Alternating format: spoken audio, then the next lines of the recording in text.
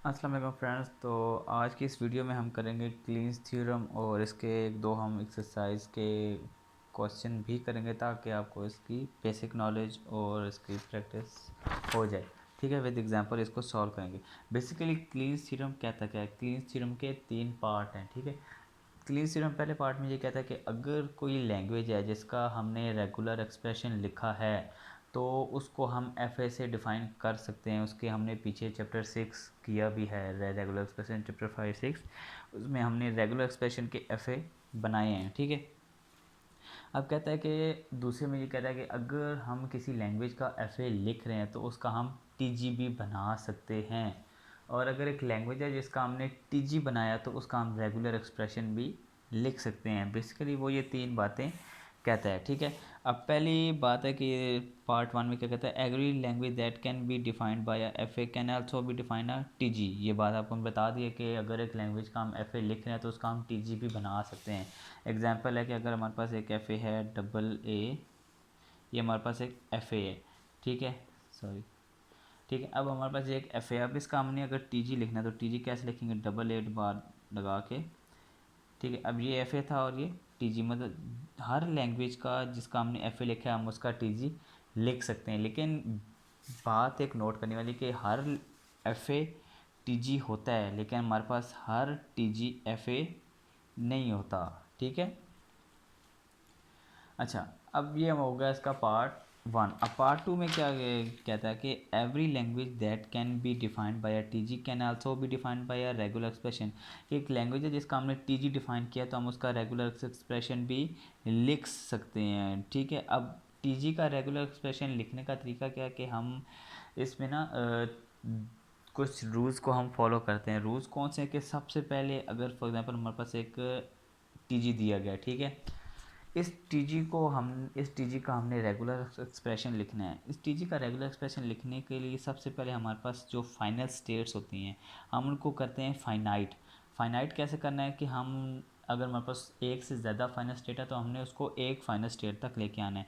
अब हमारे पास इस टी जी के अंदर दो फाइनल स्टेट थी तो हमने इसको एक फाइनल स्टेट के अंदर कन्वर्ट करना है। ठीक है, for making T G into real expression regular expression first we have to make one final state and combine the state, कि हमने एक फाइनल स्टेट बनानी है। फॉर एग्जांपल फाइनल स्टेट कैसे बनाएंगे? हमने वही टी जी था, हमने यहाँ से नल करके एक फाइनल स्टेट बना दी और यहाँ से भी नल करके इन दोनों को कंबाइन करके हमने एक फाइनल स्टेट तक ले आए।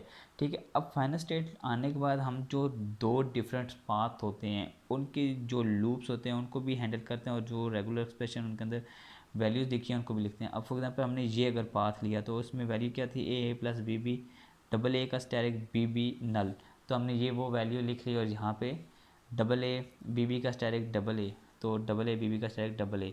अब इन दोनों के बीच में प्लस सिंबल लगा के आखिर में हमने बता दिया। अब हमारे पास ये उसका रेगुलर एक्सप्रेशन भी बन गया और हमने उसको सॉल्व भी कर लिया। तो बेसिकली कुछ रूल्स होते हैं टी जी को रेगुलर एक्सप्रेशन में कन्वर्ट करने के लिए।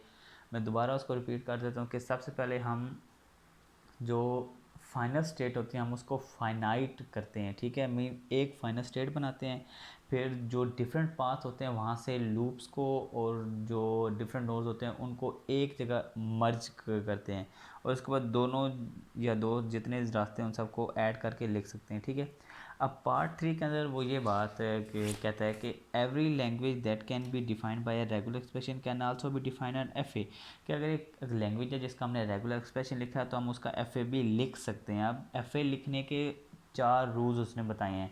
ठीक है, अभी प्रीवियसली हमने चैप्टर में एक क्वेश्चन भी सॉल्व किया था, L one plus L two L dot L two.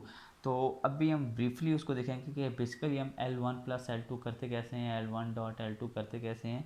ठीक है, अब रूल वन कहता है कि regular expression is X then F A. ठीक है, अब रूल वन के अंदर इतना सिंपली है कि नहीं, उसमें आप इतना कम्प्लेक्स ना हो कि हमारे पास एक अगर सिंपल रेगुलर एक्सप्रेशन दिया गया है तो हम उसका एफ ए ऐसे लिख सकते हैं। अगर एक वैल्यू है एक्स तो हम डायरेक्टली एक्स इनिशियल से फाइनल पे ले आए। ठीक है, रूल टू में कहता है कि अगर हमारे पास एक एफ ए है called F A one that accept the language by a regular expression R one can and there is an F A called F two accept the language R two, कि हमारे पास एक FA1 है जो R1 language को accept करता है और FA2 है जो R2 लैंग्वेज को एक्सेप्ट करता है। तो हमारे पास क्या होगा, जो उनका जब उनको हम फाइनल बनाएंगे जिसको हम FA3 कहेंगे, वो क्या होगा, R1 प्लस R2 या FA1 प्लस FA2।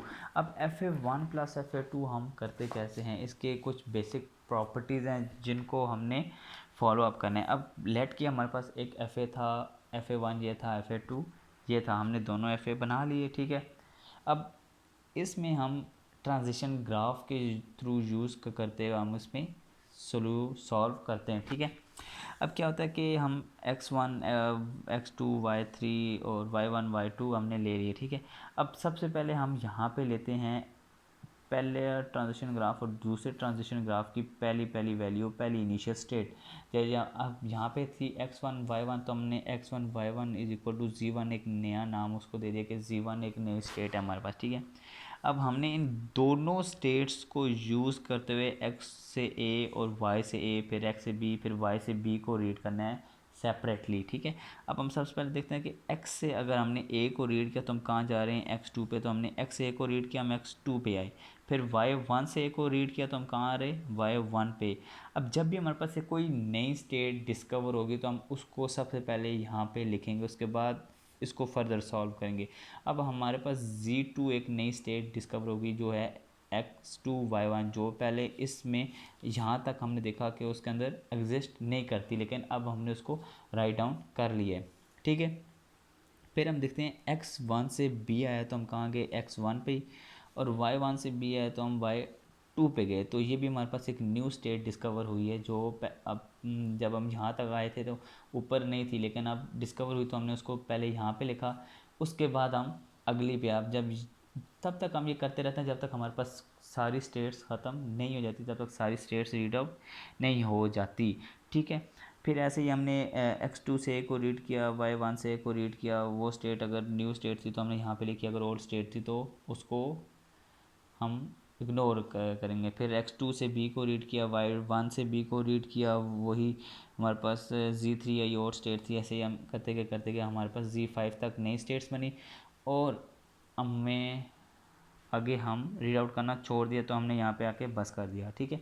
अब हम इसके अंदर फाइनल स्टेट बनाते कैसे हैं, फाइनल स्टेट ऐसे बनाते हैं कि उसके लिए ये एक की है कि if any G state has one final state then G will be final. इसका क्या मतलब कि अगर x और y की वैल्यू में से कोई भी फाइनल स्टेट हमारे पास आती है तो वो S G whole final state हो जाता है। जैसे हमारे पास x3 और y2 था, तो अब देखिए हमारे पास यहाँ पे y2 फाइनल स्टेट आ रही है तो हमने इसको फाइनल बना दिया, यहाँ पे x3 फाइनल आ रही है तो फाइनल बना दिया, यहाँ पे x3 और y2 दोनों आ रही है तो हमने इसको भी फाइनल स्टेट बना दिया। इनिशियल स्टेट हमेशा एक ही रहती है, फाइनल स्टेट एक से ज़्यादा हो सकती हैं, ठीक है। अब इसको हमने यहाँ पे थोड़ा कॉम्प्लेक्स था तो हमने z1 z2 वाली सारी वैल्यूज़ यहाँ पे लिख के उसको कर लिया, ठीक है।